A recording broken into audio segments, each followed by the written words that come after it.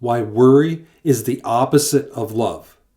And this is really important, especially if you're trying to develop yourself spiritually and take yourself up to that next level. Understanding your emotions and how they work, what they are, what they mean, it can make a dramatic difference to your experience in life. And understanding this will really improve your life. So, why worry is the opposite of love. I'm Jeff Broomfield, and I'm a quantum hypnotist. And I help people find their purpose, their passion, and their self. And part of the journey is the journey into the light, I call it. And the light is your inner being, the inner you, your soul, your subconscious, whatever you call that inner aspect of you. And you have to understand this. If you're going to find yourself, then you have to go inside to find who you really are. And you are this light being, really. And as a light being, you have this energetic signature, your emotions. None of this stuff you can actually see with your eyes, right? You have to see it with your imagination. That's the only way that you can see this. So you are a light being, and that light being is the essence of love. It is the vibration of love. It's a frequency. And so when you're that frequency, then all love is unconditional, right? And so you become that love. So you're in the frequency of love, and worry is the absence of love. Worry is fear. And when you look at it in a physical sense, we have our autonomic nervous system, it's called, right? We have our sympathetic nervous system and our parasympathetic nervous system. So we have these two different branches, and the sympathetic nervous system is where you find fear. So it is your fight or flight response.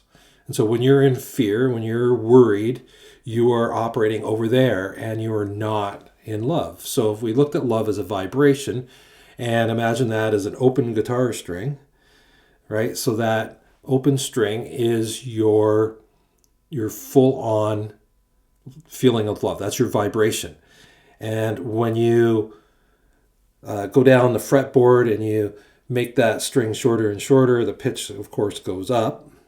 We actually want to go the opposite, but this is a metaphor, so we're going the opposite way here. So you increase that frequency and you change that, right? And that when you do that, then that gets you into the lower realms. And then when you get down to extreme hate and jealousy and those kind of emotions there, it's almost like you're dampening the string and you can't feel love at all anymore. So when you look at love from that aspect as being a vibration that's in yourself, and when you're in that vibration, then you're not judging other people. So when you are worried about somebody, to be worried about them, you have to have some kind of fear about them. You're not trusting them to be fit enough or well enough or good enough to do whatever it is that they're going to be doing, and they're presenting a danger to themselves. And so by you worrying about them, that's not loving them. When you love them, you are setting the vibration of love. And when we all manifest in our reality, this is the law of attraction. So when you are worried about something, you are a negative vibration. And when you are a negative vibration, you get the opposite of what you want. So you get more of what you don't want. So and we all get what we focus on. And so if you start focusing on the bad stuff all the time, you're going to manifest more bad stuff. Maybe not exactly what you're looking for, but your frequency, you're telling the world what you don't want. And then the universe is going to try to deliver you back what you want. And your vibration determines whether or not you get what you want or what you don't want. And so when you're in the positive, loving frame, you're coming at things from a loving perspective, and you do things in a loving way.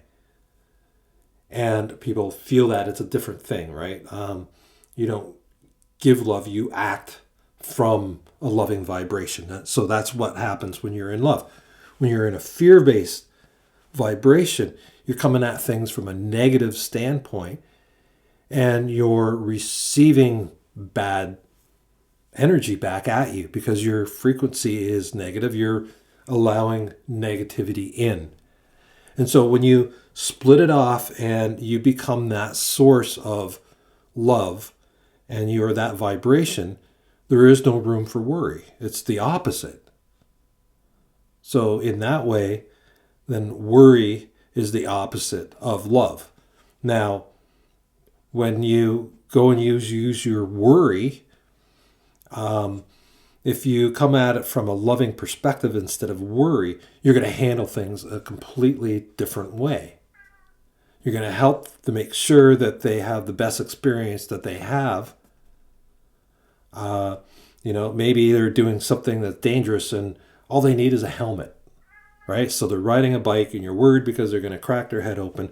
Well, if you came at that from a loving perspective and found a way to convince them to have a helmet on, then you don't need to be worried, right? So when you are coming at it from the negative perspective, you're going to get a negative result. Worry is not love.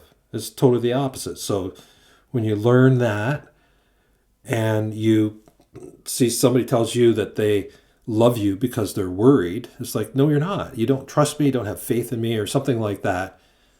Whenever they're worried because it's a negative thing that they have for you. It's not love. So when you get away from worry and you stop using that as a crutch to hang on to stuff, and you see it for what it is, and you reach for the positive, loving aspect, then you're gonna get a whole new result in life with everything that you do. And that's an important thing to do. So I've got lots of videos on this subject and many others. My whole channel here is about self-development and reaching that loving space inside of you. So if you want to find out if hypnosis can help you to do that, you can go to my website and check me out at jeffbroomfield.com. And you can book a free strategy session and we'll talk about how we can take you into that journey, into your light, so that you can find your purpose, your passion, and yourself. So thanks for tuning in, and stay awesome and have a good one.